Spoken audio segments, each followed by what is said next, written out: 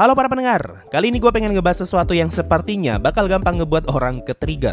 Tapi ini adalah sesuatu yang menarik untuk dibahas, yaitu betapa pentingnya karakter cewek di dalam suatu cerita. Dalam hal ini, konteksnya adalah cerita isekai dan juga fantasi Jepang. Semua yang akan gue sebutkan di sini hanyalah opini pribadi dan tidak mewakili siapapun. Apapun yang akan gue sebutkan di sini juga tidak bermaksud untuk merendahkan gender tertentu dan hanya berniat untuk sekedar berbagi buah pikiran. So, mohon pengertiannya.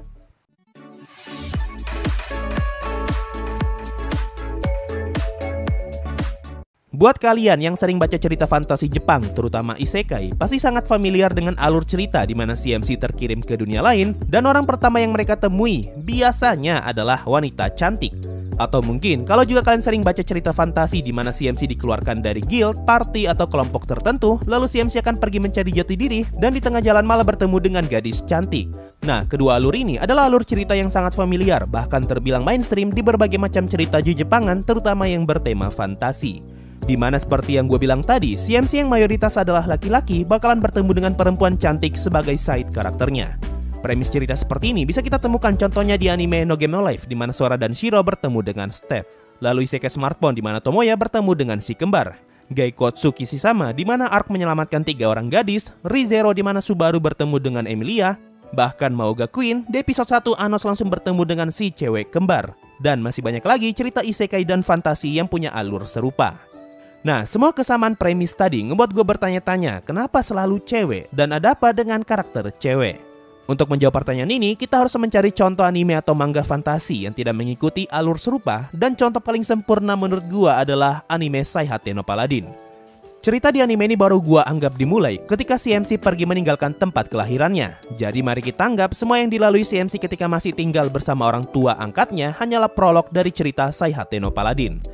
Nah, ketika CMC mulai berpetualang, sosok pertama yang dia temui bukanlah perempuan cantik seperti kebanyakan cerita isekai, melainkan elf laki-laki dengan wajah yang cantik.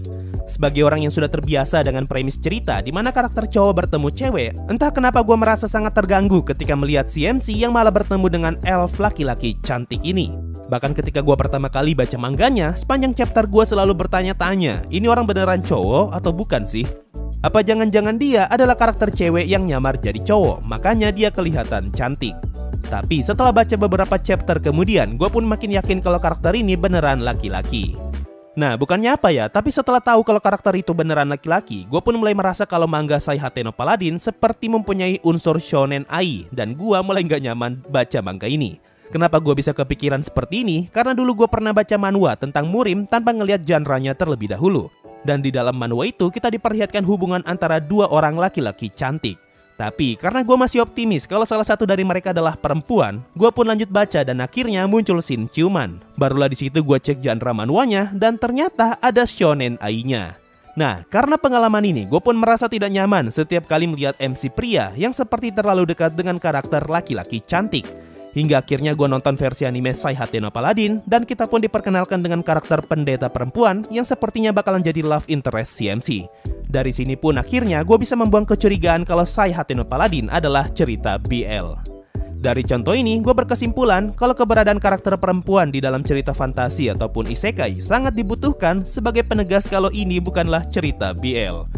Selain itu, sepanjang gue ngikutin manga Saihate no Paladin, rasanya seperti ada yang hambar dari ceritanya. Dan kayaknya perasaan itu muncul karena tidak adanya karakter perempuan.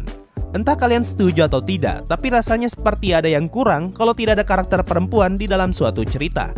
Mungkin karena saking seringnya gue baca cerita seperti itu, sampai-sampai gue akan merasa janggal kalau hal ini sampai tidak ada. Apalagi kalau cerita itu dipenuhi dengan karakter laki-laki cantik. Rasanya gue seperti lagi baca cerita shoujo, tapi nggak ada MC perempuannya. Jadinya gue seperti lagi baca cerita BL dengan karakter laki-laki cantik di mana-mana. Nah, hal itulah yang gue rasakan ketika baca bagian awal manga Saihate no Paladin. Terlepas dari mainstream atau tidak, keberadaan karakter perempuan sangat diperlukan untuk menambahkan rasa dalam suatu cerita. Karena dengan adanya karakter perempuan dapat ngebuat suatu cerita jadi terasa lebih manis dengan tambahan bumbu romance ataupun relationship yang wholesome. Nah, sekarang coba bayangkan kalau misalnya anime Attack on Titan tanpa Mikasa, Kimetsu no Yaiba tanpa Nezuko, Spy X Family tanpa Yor dan Anya, Mushoku Tensei tanpa Roxy dan Eris, Overlord tanpa NPC perempuan, dan masih banyak lagi. Gue yakin semua cerita tadi tidak akan semenarik sekarang jika karakter perempuannya dihilangkan, dan rasanya bakalan seperti ada yang kurang. Walaupun suatu cerita juga bakalan kerasa aneh kalau karakter perempuannya kebanyakan. Contoh seperti di season 2 Tate no Yusa. Nah, sepenting itulah peran karakter perempuan di dalam suatu cerita. Kalau menurut kalian gimana? Apa kalian termasuk orang yang suka dengan cerita yang ada karakter perempuannya? Atau kalian lebih memilih membaca cerita yang tidak ada perempuannya sama sekali? Coba komen di bawah.